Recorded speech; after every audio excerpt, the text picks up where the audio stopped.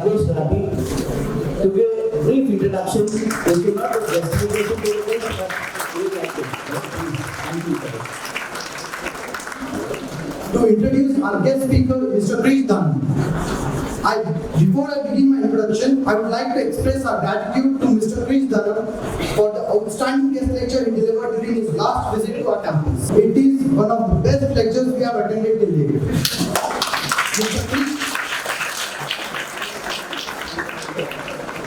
Mr. Krish Dhanam is living example of an American dream. He is a motivational speaker, author, and business consultant. He is a native of India but moved to US in 1985 with only $9 in his pocket. But through hard work, dedication, and a positive attitude, he has achieved great success. He is one of the only two people who were mentored by the famous American salesman and motivational speaker, Ziglar. He has since built a successful career as a motivational speaker, sharing his story of overcoming adversity and achieving his dreams. He is also the author of several books, including The American Dream from an Indian Heart and The Power of Positive Thinking. He has also spoken to audiences all over the world, sharing his story of overcoming adversity and achieving his dreams. His message is one of hope and inspiration. He believes that anyone can achieve their dream regardless of their circumstances. He challenges us to believe in ourselves, to never give up on our goals. That you will find this message to be. Please join me in welcoming Sir Chaitanya. Thank you. He was there last time, and they are seniors, and now we've got our very young juniors there. We've got 250 of them right now here, waiting to listen to you. Right? With folded hands, we invite you here.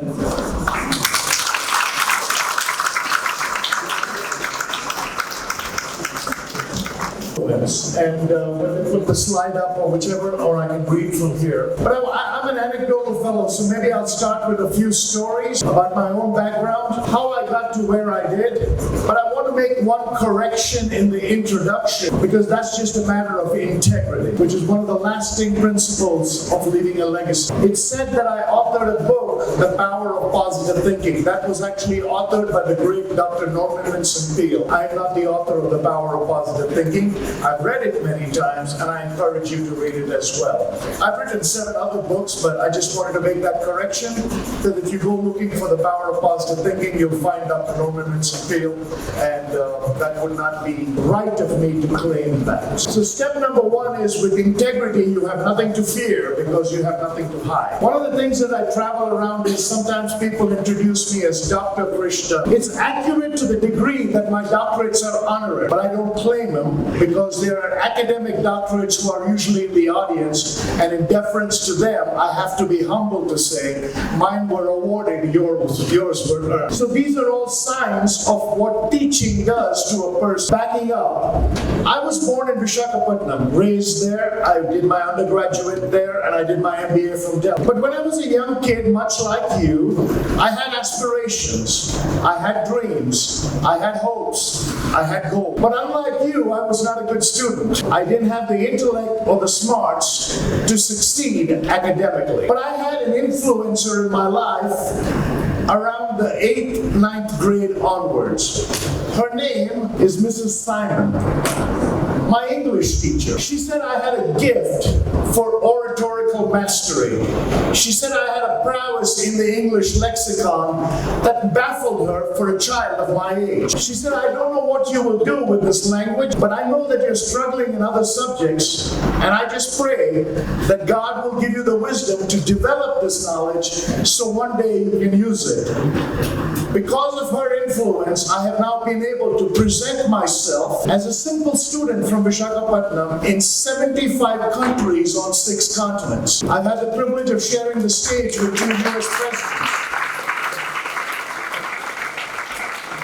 I don't say that to brag, but I say that to honor those teachers who find that little glimpse of hope within us. One of the things I'll share with you over and over again is the element of gratitude. Gratitude, they say, is the healthiest of all human emotions. Anger becomes the most destructive. Okay, this is going to be difficult. Instructing people on things they cannot learn on their own. Now, what I've done is I've sent my PowerPoint to your office. Each of you will get this copy when you leave. Just ask for it. So don't worry about it. Sit back, relax, enjoy.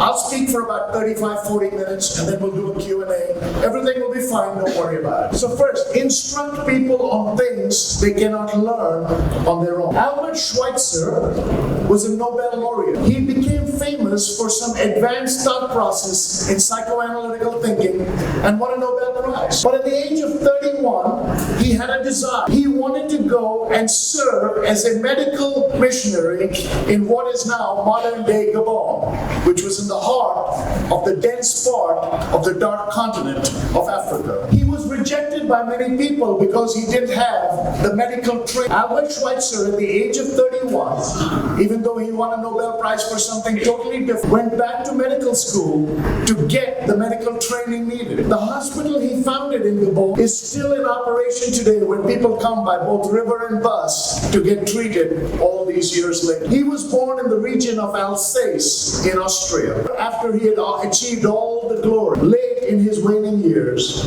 Albert Schweitzer was asked the question, how goes it? He said, my sight is waning, but my vision is clearer than ever, because I was taught to learn things I couldn't learn on my own. How many things have you sought to learn that are not given to you? You need to find mentors who will push you to the boundary of knowledge, so that when you cross that threshold, you arrive in the realm of wisdom. Knowledge is learned, wisdom is lived. We have more knowledge right now than at any other time in human history. The largest percentage of educated people messing up the planet.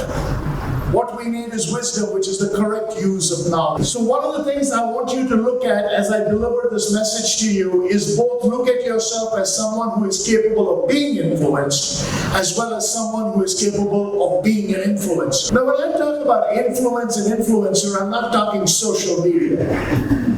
You know, the knuckleheads you see on YouTube as influencers. I mean, think about it. We are now living in a nation, I was born here, that is only the 4th country to put orbited satellites and landing on lunar spaces. We have advanced forms of technology here.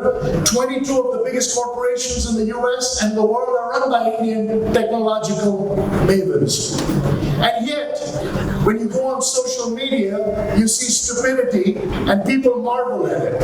A guy will flip a bottle. If it lands upright, they run out of the room as if they've discovered some new cure for cancer. And we scroll over and over again, and I look at that and I see to myself, a speech by Abu Kalam is watched by 100,000 people.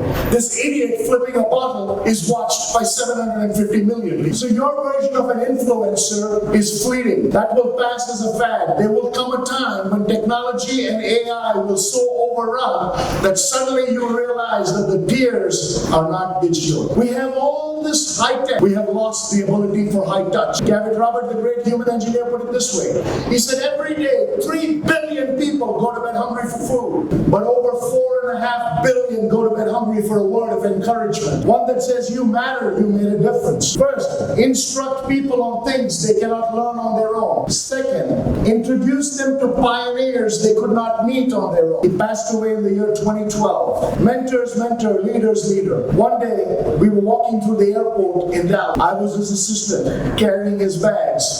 Standing at the back of the room, selling books and tapes at big audiences, he spoke. That was my beginning. But as we walked through the airport, he came across a famous football player who had played for the Dallas Cowboys. This man was in the Hall of Fame, recognized widely by everybody. You may not recognize his name, Roger Staubach. We called him Captain America. But when Roger Staubach met Mr. Ziglar, and they each recognized each other, and they exchanged pleasantries, here's what Mr. Ziglar said. Before we exchange about our respective identities, let me introduce you to the future.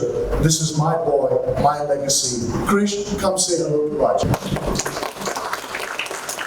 Unfortunately, we live sometimes in a society where people are so myopic about their surroundings that they never involve anybody. When I travel with my associate, I've been with him 15 years. He's got a brilliant job, a brilliant life. He doesn't need to hang around me.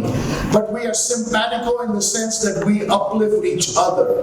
Wherever I go, I insist he's with me. He's not supposed to be somewhere else just because he organized it. That is humility. Humility is not thinking less of yourself, it's thinking less often of yourself. Always make sure that you bring people to your level and in fact push them ahead of you. Convince other people. I do the same in my relationship. I've been married to that beautiful woman now for 37 years, my bride, Anila. I tell people every day, her voice is the first voice I have to hear every morning, the last voice I have to hear every night. Last night my throat was a little itchy, so I've been taking medication and still going through the motions. I got a text message from her as I arrived in the hotel. She said, "Sweetheart, we have already talked. I know you can't sleep unless you hear my voice. I've recorded this message. I love you. Good night." That's all. Now, the reason I share that is because we met as youngsters of your age. I met her in business school. In fact, when IMT was celebrating its 25th anniversary or something, I was invited as one of the lecturers of alumni or distinction or something. And one of the students said, "Mr. Dhanam, when you were in IMT, what did you major in?" I said, "The future Mrs. Dhanam." For 2 years I didn't study. I saw her, I thought that was the prettiest thing I ever saw, and I said, "You know what? Even if I get a degree or not, I'm going to get her." And that ended up okay. So I also tell her if she ever leaves me, I'm going with her. So introducing people that you cannot meet on your own, it's a vital principle. Each of you has a hierarchy. Each of you comes from familial backgrounds, some from superior, some from lower. Each of you comes from financial, some higher, some lower. And you'll meet people in your life who come from different walks of life. John Maxwell, leadership luminary, put it this way. He said, everybody in their life will directly or indirectly influence 10,000 people. Unless you elevate people to where you are, you will never have a mountaintop experience. In fact, when you look at the mountaintop of your career after you graduate and get to the pinnacle of your achievement, one thing you will realize is the food you eat on the mountaintop only grows in the valley. Nothing grows on the mountaintop. So if you want a true mountaintop experience that is built with influence and lasts with a legacy, don't look at the mountaintop. Look back to where you came from and bring enough people to where you are, and on their shoulders they'll take you to the goalpost of life. Always make sure you're introducing people to people they cannot meet on their own. Instruct, impart. Third thing, include them in practices they would not employ on their own. Practices they would not employ on their own. My mentor asked me a question, as some of your counselors will ask you. And the question was, "Boy, what would you like to do?" So I said, "Sir, I'd like to be a speaker like you." He says, "Good. Sign this blank piece of paper." Many of you would wonder, I would never sign a blank piece of paper. Well, I was at the bottom of the barrel. Even if they stole everything, I had nothing to steal. So I signed a blank piece of paper. What can they get? I had nothing. Once I signed the blank piece of paper, he introduced the practice I would have never learned on. Beneath it, he wrote, above my signature, he wrote these words: "Today, I, Krish Dhanam, commit to being a 10-year overnight success." For the first time in my life, having been raised in a system that was riddled with competition, I met a man who was teaching me the opportunity to fulfill, not to just compete, but to complete. What he was saying was, don't look around you and try to live someone else's life vicariously. Look within you and see the God-given idea. Think about it this way. Right now on planet Earth, there are about 8.25 billion people. And there's only one who's just like you. God in His infinite wisdom made only one you. Your genetic structure, your bone density, your eyes, your cheeks, your hair, your looks, and the mold was broken. Why then do we want to go with the flow? Instead of trying to be a meaningful specific, we become a wandering generality.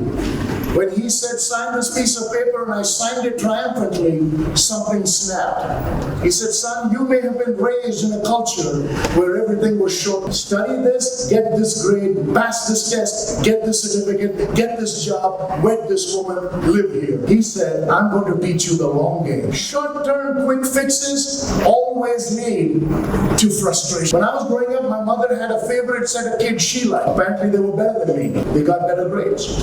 My father had a different set of kids he liked. So I would come home every day and my mother and father would say, why can't you be like those kids? Many of you have heard that too. I would often wish that my parents would get divorced, marry those people, have those kids and leave me alone. But today my biggest champion is my dad. I flew him there. He's going to be 90 years old in January. Many of you know my dad's story. He got his PhD at the age of 83 because of inspiration I gave. I'm one of those few people on planet Earth who had the rare privilege of buying both my parents and my son textbooks at the same time. It is a joy that cannot be described. It is a feeling that cannot ever be penned. For those of you who are right now here, one of the things I would ask you to look back is to the families that sent you here. The blood, sweat, toil, and tears that went into paying the tuitions that allow you to stay in air-conditioned rooms and have such extravagant surrounding. Maybe tonight, for the first time in your life, with no agenda, call them and say, thank you. That's it. I'm just grateful. That gratitude will build. Because when we were in Goa, my dad said, son, because of you, I got my PhD at 83. I said, Pop, that's what children are supposed to do. He says, no, I've just been waiting to meet you. You inspire me. I inspire you. I was an average student. He said, no, son, I listen to your talks every day. That's what keeps me going. And the tears began to roll because you realize life has now come full circle. At the age of 89, now my father has just submitted a proposal and was accepted to produce a thesis for postdoctoral work at the University of Hanoi in Vietnam. You get that by the time he's 19 years old. Motivation, hope, legacy, influence knows no age, it knows no gender, it knows no ethnicity, it knows no politics, it knows no religion, it knows no demographics. It has a universality that is built within. You were designed for accomplishment, engineered for success, and endowed with the seeds of greatness. If you don't believe that, you're living a lie. Success is not an illusory commodity. Success is illusory only if you equate success to a destination. If you think success is about stuff, you're wrong. Don't hear what I'm not saying. Money is not everything, but it ranks reasonably close to oxygen. When you don't have it, there's no substitute. I've had money, I haven't had it. Overall, it's better to have it. But let me tell you this. Money bought me a house, actually it bought me two, but it never bought me a home with laughter. Money bought me a bed, never a good night's sleep. Money bought me a good time, never peace of mind. Money bought me a companion, never a friend for life. I like the things money will buy. The money I've been able to make, I've been able to take that bride of mine on exotic trips around the world, and we were privileged to sit in the front of the plane. You can get everything in this world that money will buy without a lick of character, but you cannot get any of the things money won't buy without that character. Character then is the ability to have pride in the mundane. The mundane is what you do every day. Some people ask me this question, how do I stay motivated in a world that is becoming monotonous? Variety is the spice of life, but monotony buys the groceries. Ask your parents. They have drudged a life of drudgery, working day shift, night shift, going on the same bus with the same lunchbox to the same factory, clocking in and out. Your mothers woke up every day and cooked your breakfast, sent you on the bus to school, all so that you would have a better life than the one they had for themselves. All they did was go through drudgery and misery of monotony so you would have a life. If you want a foundation of hope, if you want a foundation, look at your own foundation and see how far you have come from where the genealogy of your ancestry began. My father studied under a street light to graduate from college. My mama was a child bride. I'm today the son of a father who got his PhD at 83, a mother who got a master's degree at the age of 75, because we believe life is not where you start, but as Karl Marx said, none of us can go back and make a brand new beginning, but all of us can start now and make a fantastic ending. And that's the goal. Step number 4. Involve them in activities they would not enjoy on their own. Sometimes you have to push people out of their comfort zone. The comfort zone for human beings is, in fact, let me play a game with you. Some of you have done this before, so play along, but let the others participate. Just raise your right hand for me like this. Now put it on your chin. See, if you miss, the chin is this pointed thing at the end of the face. And now you're saying, how did I miss that? You missed that because of a very simple principle that you have eradicated from your mind that was given to you the day you were born. You know what that principle is? The human mind is an amazing contraption. It starts to function the moment and then ceases to function the moment you're asked to participate. What you did was react to that which you saw instead of respond to that which you believe. Your ears said Jim, your eyes saw cheap. We unfortunately participate in a voyeuristic society by constantly reacting to that which we see. If you want success, don't watch the news. I'm pretty sure the nation wants to know, but I don't. I've never seen a more bloviating, loudmouth in my life. Man, he gives me ulcers. If I need to go to bed quick, I switch on Republic for 4 seconds and I'm out like a light. Now the reason I'm saying that is that's a person who's living a life based on conceit and ego. People don't care how much you know until they know how much you care about them. I was doing a lecture in Bangalore where we'd instituted a scholarship at SciAx in the name of my mentor, Mr. Ziglar. The little boy from Visakhapatnam who landed in America with $9 in his pocket is now building scholarships in India in the name of his mentors. I have a scholarship in Vizag in the name of Mrs. Simon in her daughter's school. This is what makes life fun. And when we were inaugurating the scholarship at the seminary in Bangalore, a young man was standing outside the periphery. He had driven about 100 kilometers to see me. I did not know who he was. All I knew is just like you have an overflow room down, that room was packed, other people were there. And so I said, hey, after I finish, can I go meet some of the other people who were not in the room physically? And they said, sure. And maybe I'll try to do that here as well, just go say hi to them. So as I was walking out into the garden where some of the overflow people were, I saw this one man standing outside trembling like a leaf, but he was trying to get my attention. He said, sir. So I went to the gate and I said, come. He says, no, I don't belong there. See, when you include people in activities they could not do on their own, you teach them a very noble principle that will make you a great denizen of the world. Make them believe they belong. Make them believe they belong. The only way they'll believe they belong is if someone of authority puts his arms around them and says, I'm with you. We're not going to walk standing side by side. We're going to walk looking in the same direction. And I brought him to this crowd that was asking me questions, but I had my arm around him because I knew he was afraid. And as he stood there perplexed, when it was over, I said, what's your story? Why did you want my attention? He said, sir, I don't go to school. I just heard you're speaking here, so I drove 100 kilometers on my moped to meet you. In his hand, he had a small box that was a newspaper wrapped cardboard box. The oil seemed to be leaking from the newspaper, so most of you guessed like me that it was either something sweet or savory that he had packed as a gift for me. I said, what's your story? He said, 6 years ago, my father passed away suddenly, and I became the breadwinner in my home. As a result of that, I had to suddenly learn English because there was an outsourcing company that was starting close to my house, and I thought I could get a job there, but I didn't know English. Someone said, hey, there's a guy named Krish Dhanam who lives in the US. He teaches communication skills to American corporations, but he grew up right here in your neighborhood. Maybe you watch his YouTube clips and maybe he'll give you some advice. So the guy started watching my YouTube clips, started learning some of the techniques. All I told them is the best way to learn a language is learn one word a day. By the time you've gone through about a year of that, you'll have enough conversational ability in just about every language. That's how he learned. He got the job. 6 years later, he's now been promoted to a manager. He wanted to thank me. He says, sir, and he gave me this little box of sweet. He said, this is my Guru Dakshina. And my heart melted.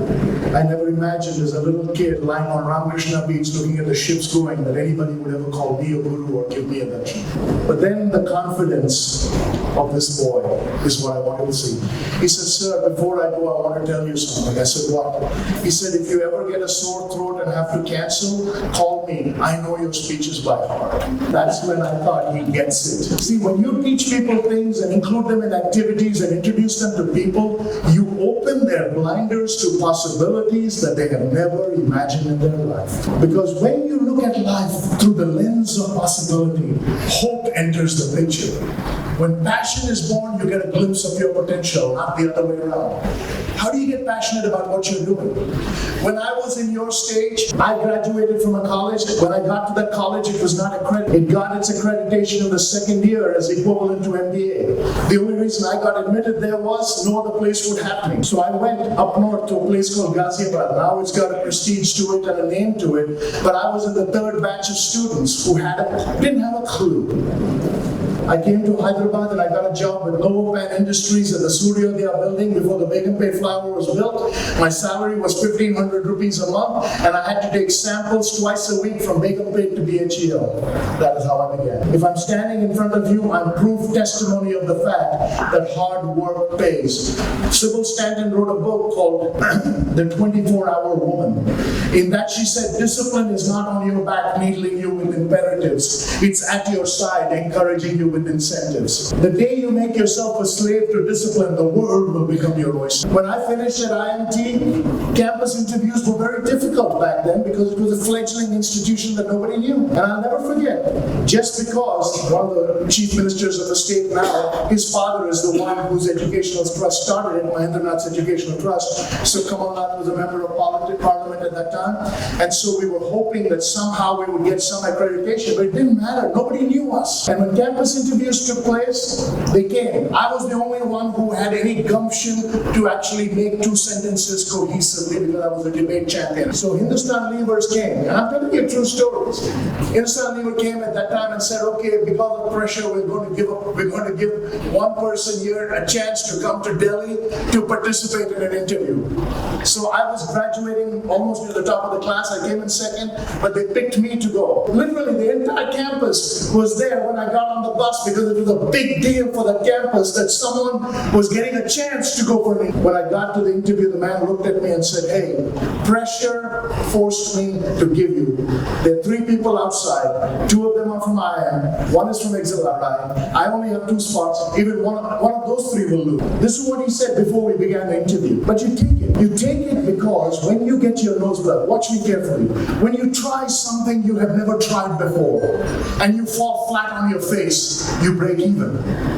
You didn't have it to begin with. You gave it a shot. You came up short. Here's the principle.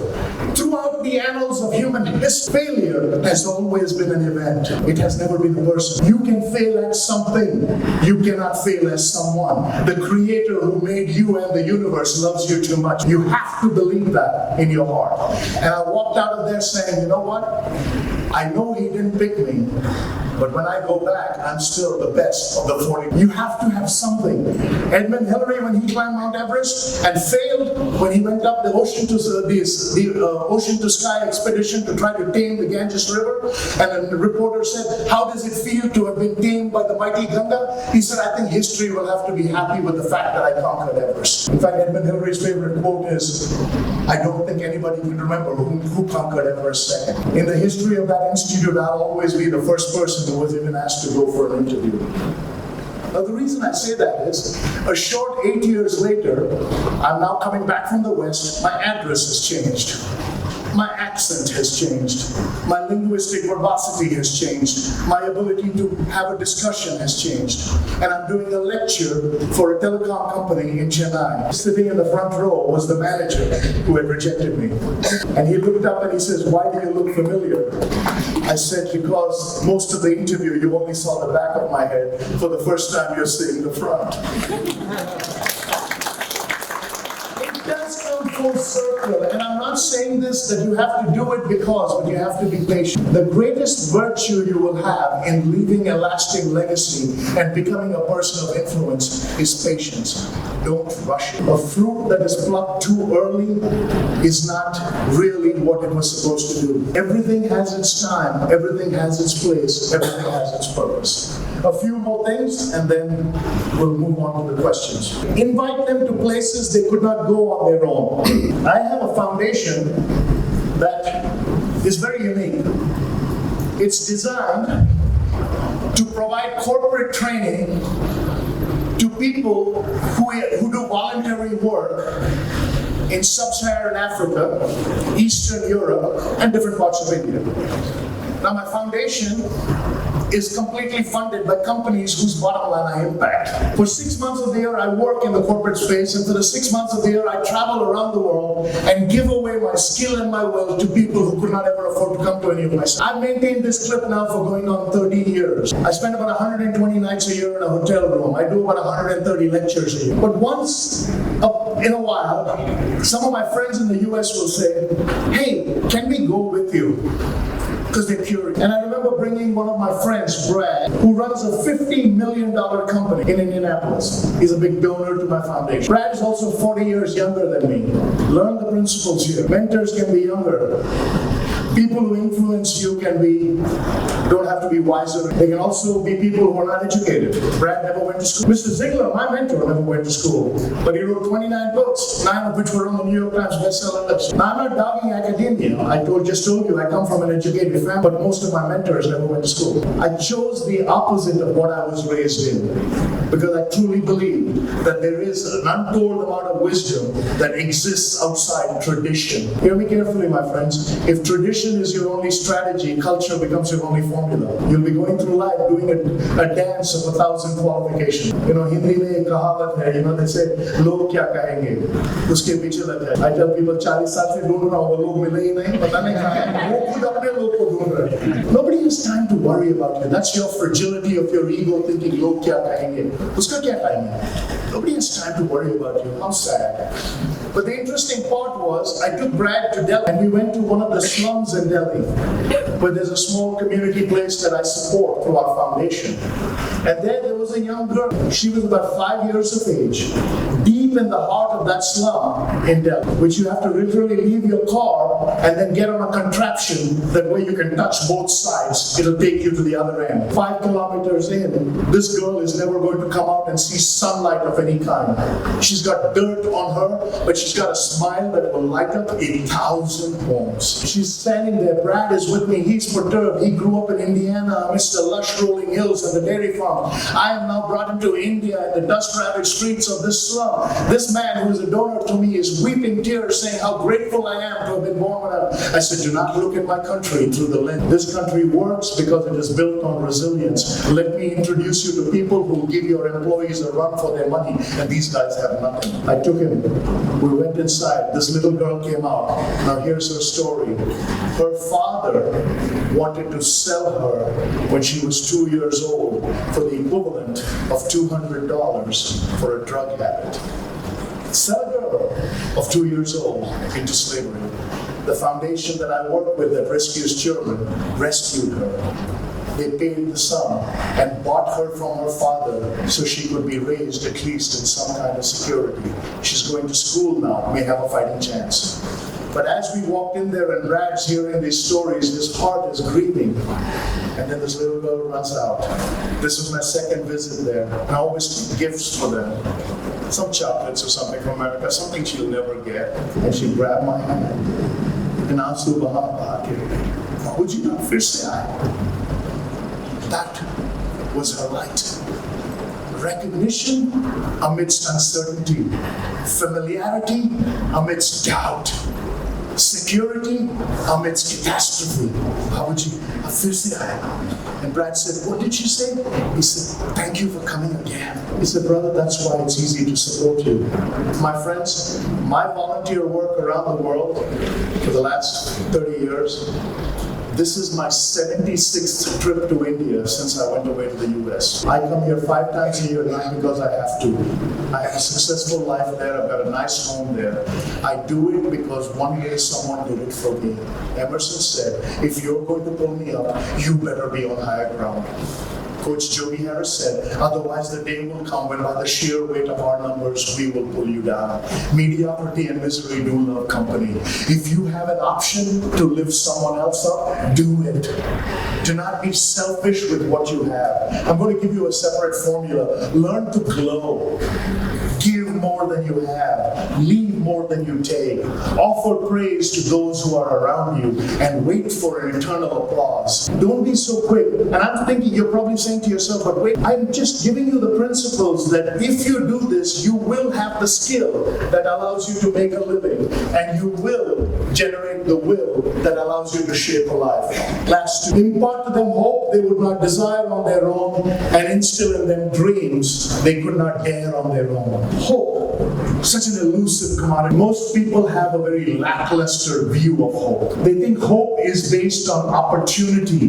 They think hope is based on some kind of an investment you have to make. No, hope differentiates happiness from joy. Happiness depends on happenings, but joy is undiluted, it's unadulterated, it's pure. Fred Smith said joy is adequate. When you have joy, you don't worry about the happenings in your life.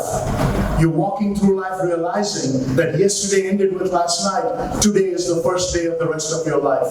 I have a quote that's attributed to me, and I'll give it to you. It says, plan with attitude, that's will. Prepare with aptitude, that's skill. Participate with servitude, that's humility. Receive with gratitude, that's honor. And that should be enough to separate you from the multitudes. Plan with attitude, prepare with aptitude, participate with servitude, receive with gratitude, and that should separate you from the multitudes. One of your own. When I go to America and I do my corporate communication skills classes, people pay a lot of money to come and spend a day with me. American. Unfortunately, in the last 30 years, I've had one Indian come to my communication class in America because Indians already know it. They don't need additional advice. You know why they don't come? Because we're so beaten into our head that life is an exam. Once I graduate and I finish, I'll never open another book. Man, I'll throw everything in the river. The reason is, we think life is an exam. Life is tough. But if you're tough on yourself, life becomes a little easier on you. You'll get out of school, you'll get out of college, you'll never get out of life. You'll get out of school and you'll get a grade. Life will never grade you. In fact, life is decided since the day you began. The odds are against you. It is never going to grade you. It's only going to degrade you. You are fighting an uphill battle from the very day you were born. You know why? It's called survival of the fittest. You can talk about equality all you want, but the world does not work on equality. It works on fairness. People say, give me a shot.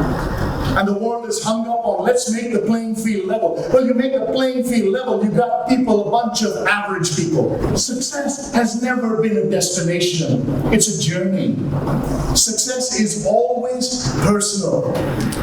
But we have falsely said success is professional and failure is personal. No, failure, nobody cares. But we live in a shame culture. When I first came back from the West as a salesman, proud of it. Mr. Ziglar told me, be proud of your title. When email came out, you know what I put as my email ID? Anila's husband and Nick's dad. That was a blessing. Everything else is a choice. Kitna likhu uspe? How much do you want me to write?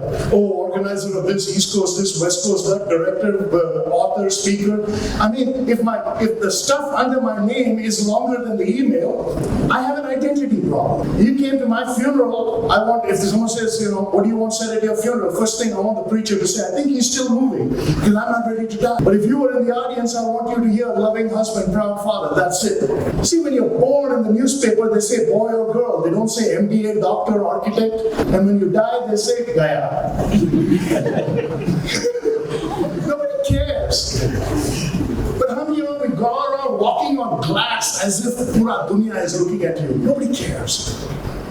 Be proud of the fact that you have some inbuilt desire to make a radical difference. When I came back from America, my dad took me to the Walter Club, which he's been a member of for years.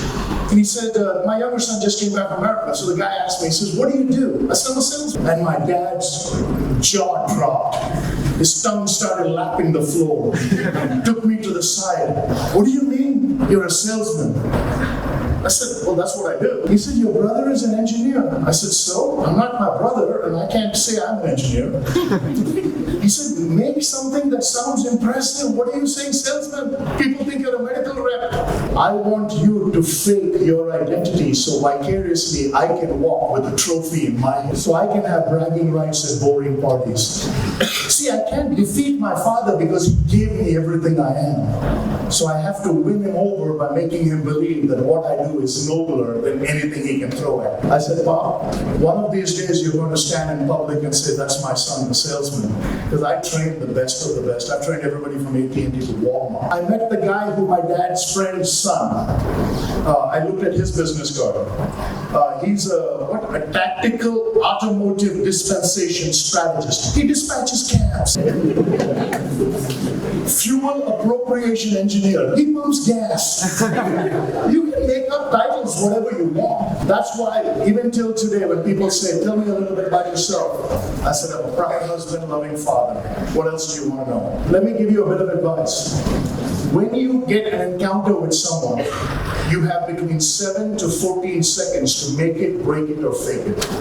After that, it will take you an hour to recover. If someone says, what do you do? Don't begin with, well, there's so much, where do I start? Well, you better start soon, because I got 2 minutes before you're going to be out of time. I'm so busy, I don't know whether I'm coming or going. No wonder you're confused. I mean, Ruko. I mean, what do you mean you don't know whether you're coming or going? These are all cliches. Tell me a little bit about yourself.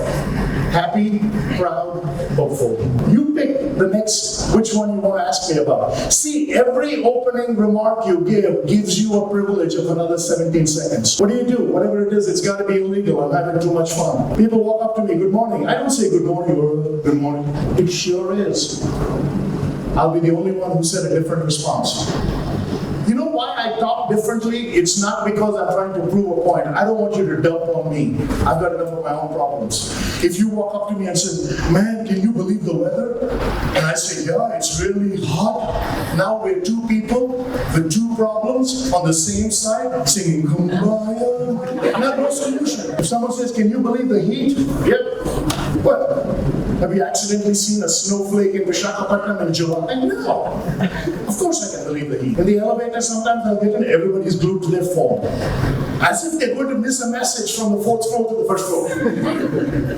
Oh, my elevator mein ja raha hu, miss ho jayega. Arey yaar, if you know elevator mein ja raha hu, miss ho jayega, don't call before you get in the elevator. That's all batane ke liye ki I'm important. Kisko batana. I walk in the elevator, I turn around and face everybody. Now the reason I called this meeting, everybody suddenly looks up wondering what's going on. Be different.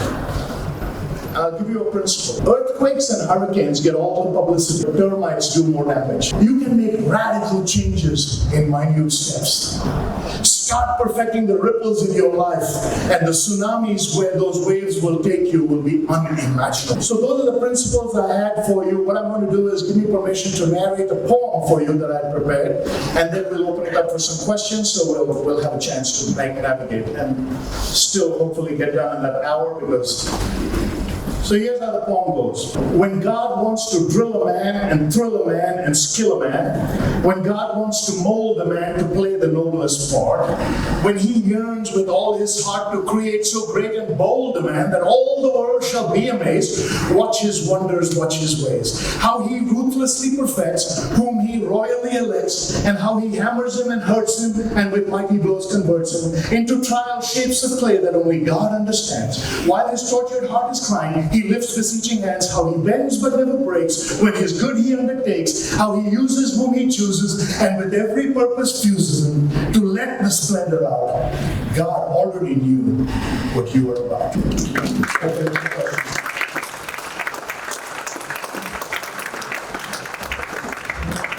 Stop saying that, all right? Anybody have a question? Yeah. Raise your hand. I hope you've been there. A few times, yeah. Yes. So my question was, everyone can have a motivation or a motivated life, but how do we keep up with the consistency? The question actually is phrased this way. He just worded it differently. But the question on everybody's mind is motivation permanent? Because he's saying, how do I stay motivated? We can always get motivated. How do you stay motivated? Motivation is not permanent, but neither is bathing or eating. But we do both on a regular basis so that we live longer and smell better. In order to be motivated, you have to put inputs. Shad Helmstetter in Runner's Magazine said this: you cannot go from a negative thinking person to a positive thinking person without changing the input from negative to positive. Okay? That's first. Second, I want you to have an imagination with me. If life were a bank, and the only currency of exchange was hope, a majority of humanity would be worried that they would get the check returned saying lack of sufficient funds. And the reason is, in the bank of life, we have never deposited positivity. We have only tried to withdraw it. So with the changing negative to positive and deposit. So what do? How do you get there?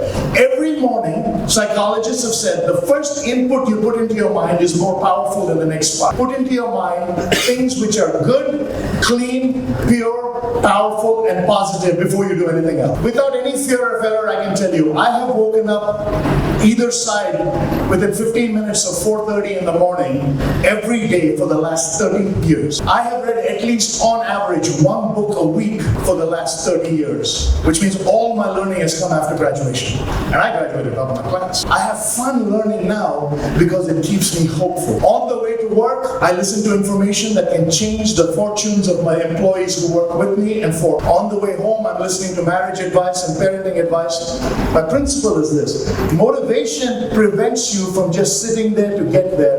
It allows you to get there more informed. Every day, motivation gets you going, but habit gets you there. Make motivation a habit, you'll get there quicker and have more fun. All right?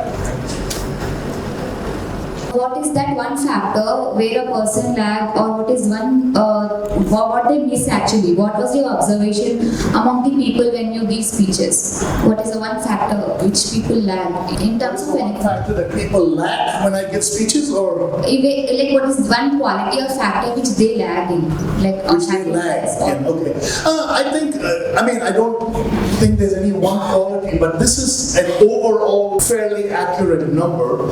97% of the people I speak to are comfort zone thinkers. They're good, they're honest, they're tax paying, they're law abiding. I'm not speaking to them, but I have to speak to them to get to the 3% who I know can be effective zone thinkers. The difference between comfort and effectiveness is growth, and growth is always uncomfortable. Everywhere I go, I want to find the people who are on the balance that I can push over the edge. See, I can't solve your problem. In fact, most people with a problem do not want their problem solved.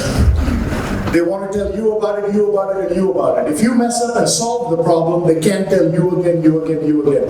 We're a victim mindset society. Someone comes to you and says, I have a problem. Oh, you think you have a problem? Let me tell you mine. Now you have two problems. What I want to do is find the 3% who are saying, I need to get out of this.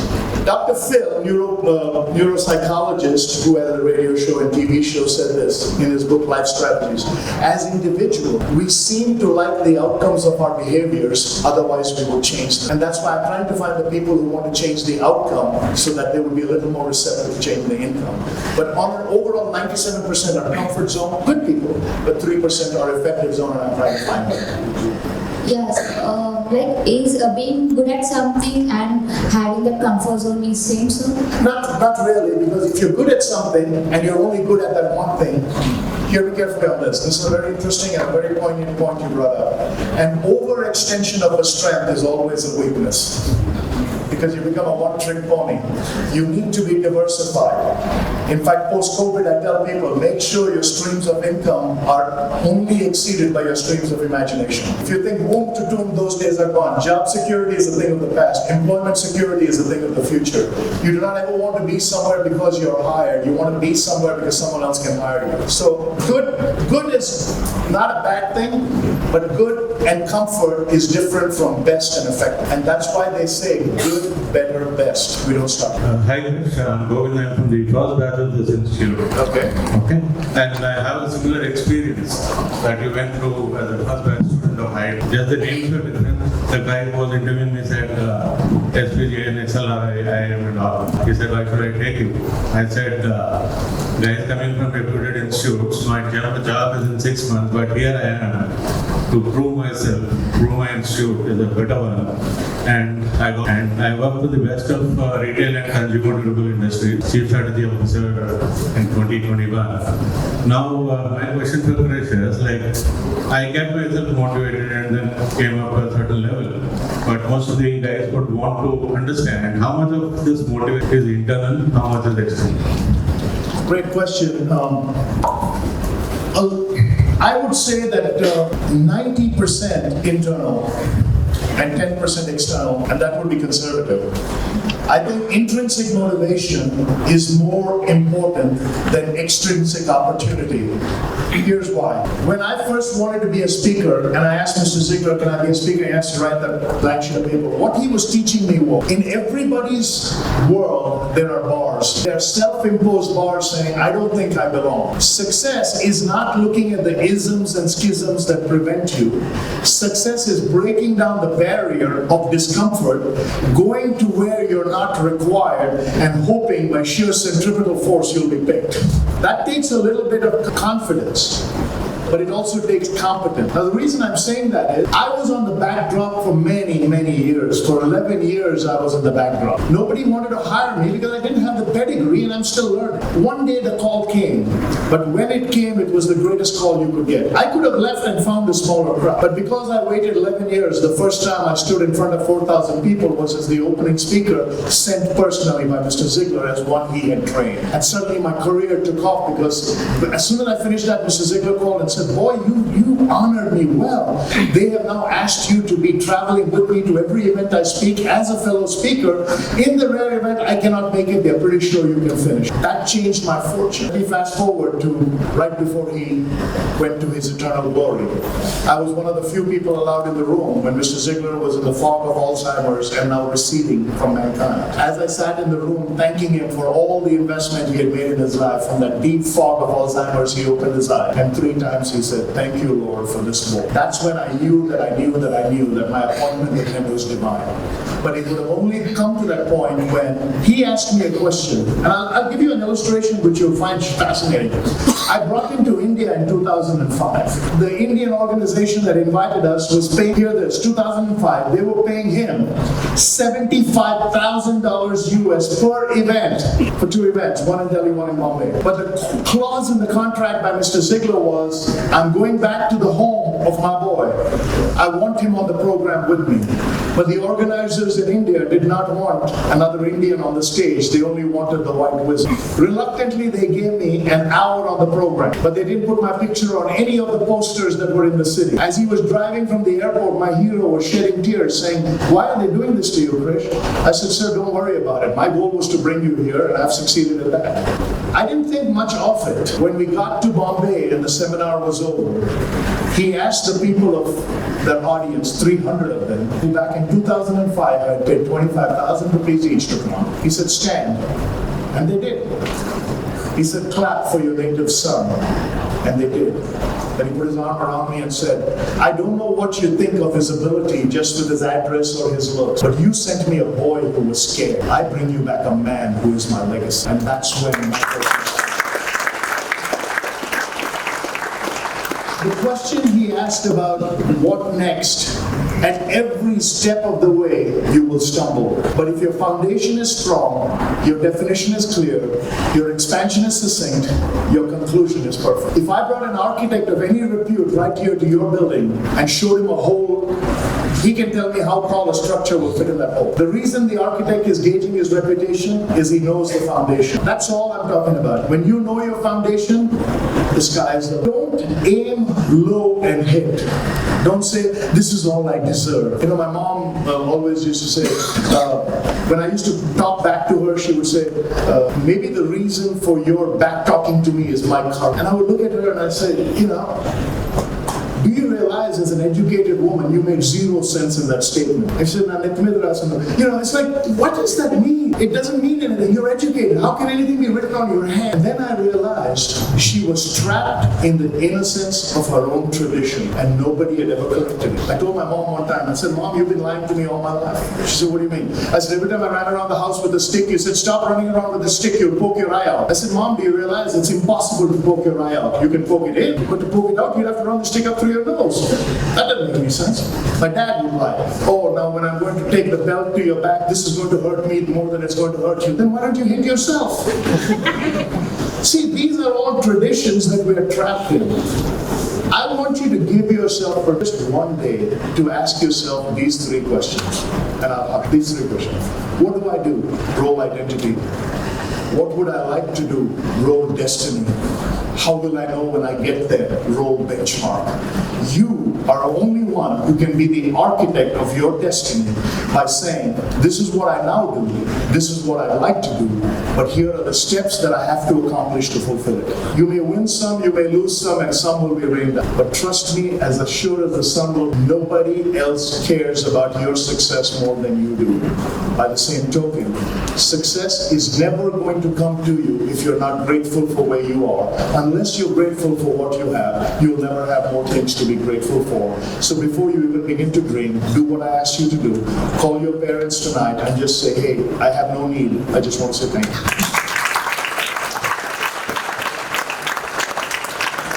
Sir, this itself, the kind of voice that is not there, shows how mesmerized they are. Thank you very much, sir.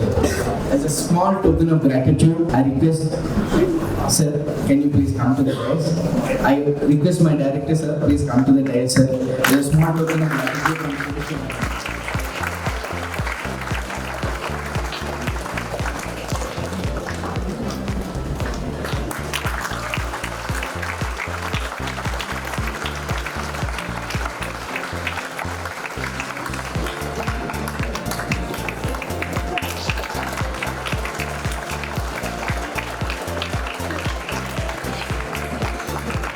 This event would not have been possible for the support of the management, and a special thanks to director sir pursuing this.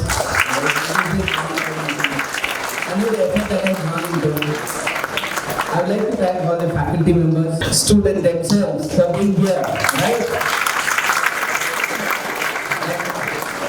From the place of gratitude, sir, we thank you for coming here.